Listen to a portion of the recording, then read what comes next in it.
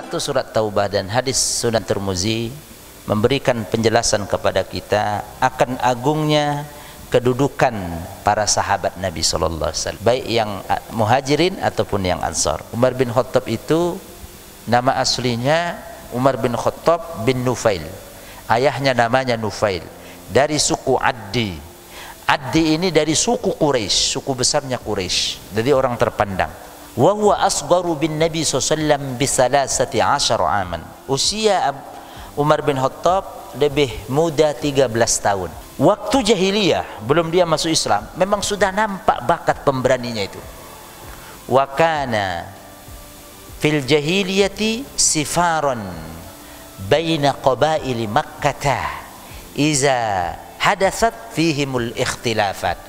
Umar bin Khattab menjadi penengah antara kabilah-kabilah Arab kalau terjadi percekcokan.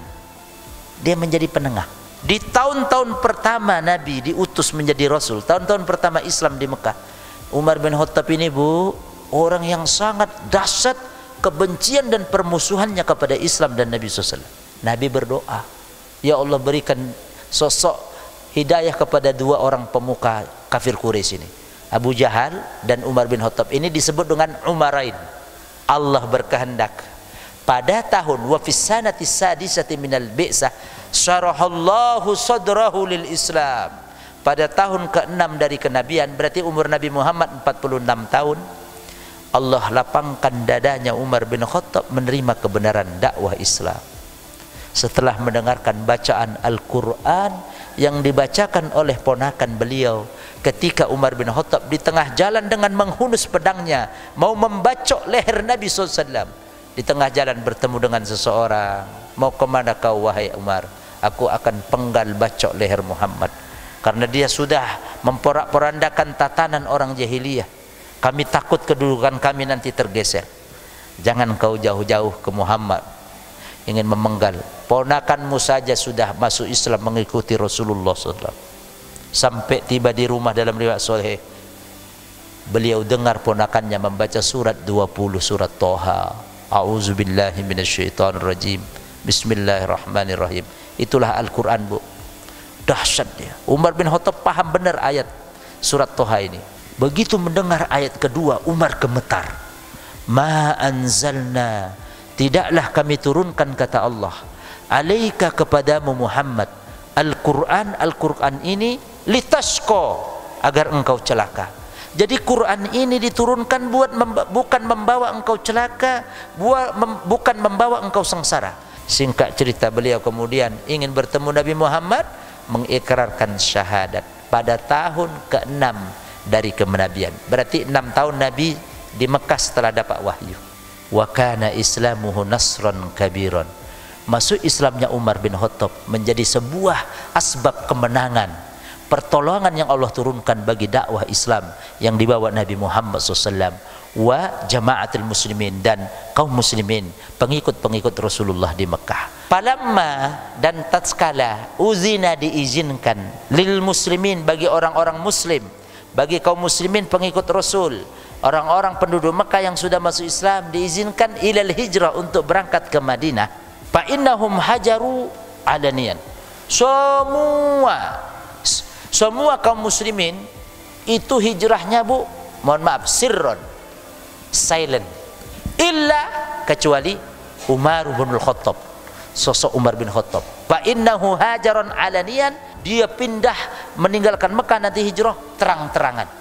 Wa mutahadian, dan menantang zu'ama Quraisy, pemimpin-pemimpin pembesar kafir Quraisy. Umar bin Khattab sebelum hijrah meninggalkan Mekah, dia berkata, ya ma'syar Quraisy, wahai pembesar Quraisy, fa inna Umar godan sayuhajir ilal Madinah. Umar esok akan meninggalkan Mekah menuju Madinah. Sebelum dia berangkat, yatufu bil bait sab'ata aswad, dia tawaf 7 kali keliling Ka'bah. Setelah beliau hijrah, bagaimana posisi Umar bin Khattab? Wa fil madinati minal warah, di kota suci Madinah yang tersinar dengan cahaya Allah. Karena Umar adalah sahabat Nabi Umar, ahadul muqarribina ila Rasulillah, termasuk salah satu orang sahabat ring pertama yang dekat dengan Nabi kita Muhammad SAW. Salah satu sifat-sifat yang menonjol Umar bin Khattab, al-adlu, adil Pak, menempatkan sesuatu pada tempatnya. Yang kedua, tidak ada basa-basi bagi Umar, Bu. Pada mahabata wala zulma, tidak ada basa-basi, tidak ada kezoliman di depan Umar. Kalau ada zolim, udah enggak sabar beliau untuk menuntaskan kezoliman. Itulah Umar. Wal hazmu al-qaim ala ra'yi, dan memegang prinsip idealisme. Dari sifat inilah kemudian beliau berhak meneruskan kepemimpinan sepeninggal Abu Bakar As-Siddiq radhiyallahu anhu. Bagian yang terakhir, dua prestasi Umar bin Khattab ketika menjabat sebagai khalifah. Khalifah ini, Bu, artinya pemimpin. Satu, prestasi dalam negeri dan prestasi luar negeri. Dalam majal al-khariji, dalam aspek luar negeri dahsyat. Perluasan Islam itu sepeninggal Abu Bakar diperluas lagi, Bu. Pusat pemerintahan Islam ada di Madinah, Bu. Perluasan dakwah Islam itu ujung baratnya di Afrika Utara, Libya. Ujung timurnya, Bu, Uzbekistan dan Pakistan. Dan dalam aspek luar negeri beliau bisa mengganti peradaban dua adidaya superpower negara, Pak, yang menguasai jazirah Arab bagian timur. Itu adalah adidaya negara Persia.